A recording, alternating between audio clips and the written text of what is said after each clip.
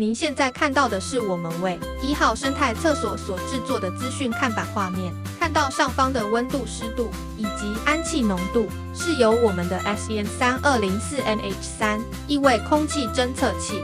该侦测器每秒侦测1笔数据，透过内网将数据传递到资讯看板上，亦可设定警报阀值，联动其他设备。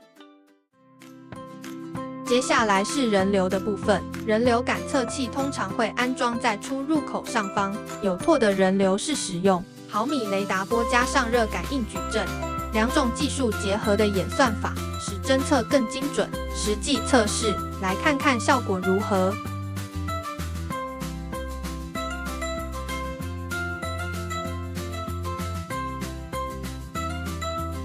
侦测范围可划分9宫格，但因为路面较窄，因此将7、8、9遮蔽。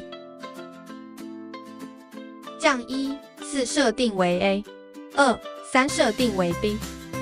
因此，当人从 A 走向 B 时，判断为有人进入；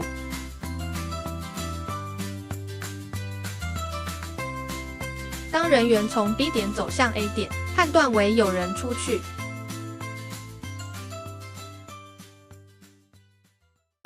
有拓科技与您一同打造智慧城市。